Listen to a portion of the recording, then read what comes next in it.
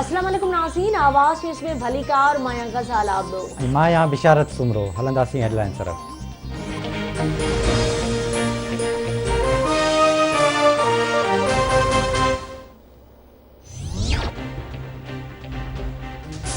मचसाने खिलाफ़ हज़ारा बिरादरी जो कोयटा में लगल धरणो चौथे ॾींहुं बि जारी। पुरैतन जे वारसनि ऐं हुकूमती टीम में गाॾियूं हिकु भेरो ॿीहर नाकाम। मुज़ाहिरीन जो वज़ीर आज़म जे अचण ताईं धरणो ख़त्म करण खां इनकार।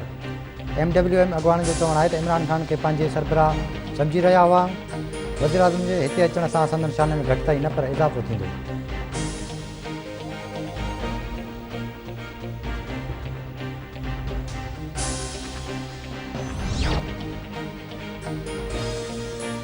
मचुवा के खिलाफ इस्लामाबाद के डी चौक समेत मुल्क के मुख्तलिफ शहरन में एहतजाज और धरना जारी। कराची के मुख्तलिफ हंधन ते पिण धरना। एम जिना रोड, निमाज चौरंगी, अब्बास टाउन, कामरान चौरंगी, गुलिस्तान जोहर, यूनिवर्सिटी रोड, मलीर ऐं ड्रिग रोड समेत ॿियनि इलाइक़नि में ट्रैफिक जो निज़ाम सख्त मुतासिर। सूबाई वज़ीर नासिर हुसैन शाह चयो आहे त मचसाने खिलाफ़ धरणा जाइज़ आहिनि। वज़ीर आज़म इमरान ख़ान कोयटा पहुचे शहीदनि जे वारसनि सां मुलाक़ात करे। शहीदनि जे वारसनि जा मुतालबा मञिया वञनि। असां हज़ारा बिरादरी जे ॾुख में बराबरि जा शरीक आहियूं। अवाम बुख, बेरोज़गारी ऐं दहशतगर्दी जो शिकार आहे।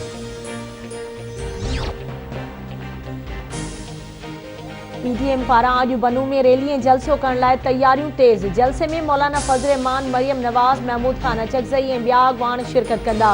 मौलाना फज़ल रहमान जो काफ़िलो बनू रवानो थी वियो। मौलाना फज़ल रहमान जो चवणु आहे त बनू में निकिरंदड़ रैली तारीख़ी हूंदी। PDM में के बि इख़्तिलाफ़ नाहिनि। वकीलनि जी राय खां पोइ हिकमत अमली तब्दील थी। हिकमत अमली तहत अॻिते वधी रहिया आहियूं।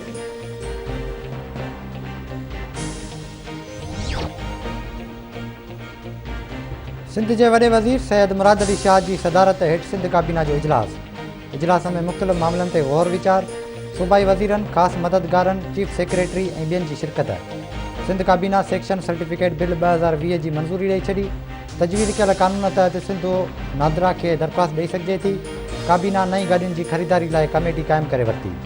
कमेटी हुकूमत वटि मौजूदु गाॾियुनि जो जाइज़ो वठंदी। वॾे वज़ीर सैयद मुराद अली शाह जो चवणु आहे त जेके गाॾियूं मरमत खां पोइ इस्तेमालु थी सघनि थियूं उहे आफ़ीसरनि खे ॾिनियूं वेंदियूं।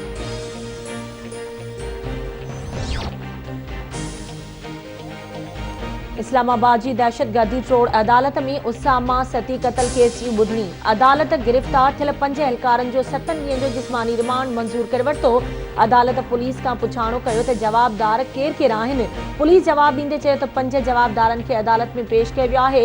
अदालत रिमार्क्स ॾींदे चयो त लॻी रहियो आहे त तव्हां सभई पाण में मिलियल आहियो।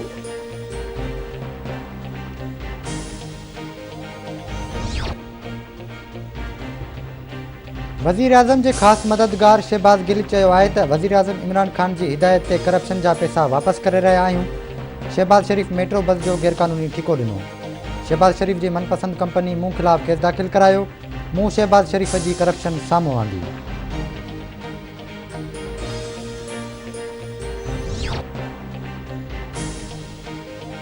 मुल्क में कोरोना वायरस जा हानिया जारी। कोरोना वायरस वधीक 52 ॼणनि खां हयातियूं खसे वरितियूं। फौतुनि जो अंग वधी 10,461 ताईं पहुतो। NCOC मूजिबि गुज़िरियल 24 कलाकनि दौरान 2,118 केस रिपोर्ट। मुतासिरनि जो अंग वधी 4,92,594 ताईं पहुची वियो। मुल्क में फ़ाल केसनि जो तइदाद 37,740 ताईं पहुतो। 4,46,394 मरीज़ वायरस खे शिकस्त ॾेई सिहतयाब।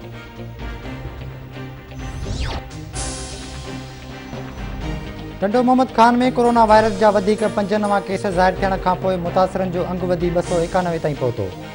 SOPs ते अमल न थियण करे कोरोना वायरस वधण जो ख़दशो ज़ाहिर।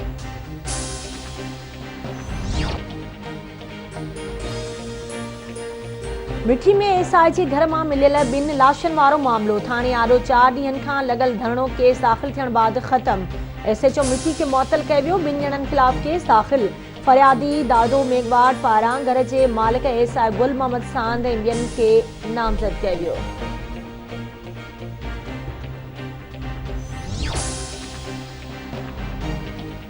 मधे जी वेझो पुलिस जी कचे वारे इलाइक़े ॻोठ लाइक़ कलोड़ो, रमज़ान कलोड़ो समेत 2 हंधनि ते चढ़ायूं। पुलिस 8 ॼणनि खे शक जे बुनियाद ते गिरफ़्तार करे वरितो। पुलिस जो चवणु आहे त क़तल थियल औरत बेगम लाशारी जे क़ातिलनि जी गिरफ़्तारी लाइ चढ़ाई कई वई आहे।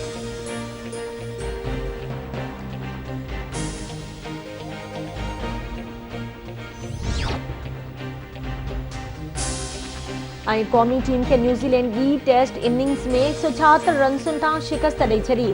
क़ौमी टीम T20 खां पोइ टेस्ट सीरीज़ बि हाराए वई। मोहम्मद अब्बास 3, आबिद अली 26, हारिस सोहेल 15, अज़हर अली 37, फवाद आलम 16, कप्तान मोहम्मद रिज़वान 10 रन्सूं ठाहे पवेलियन रवाना थिया।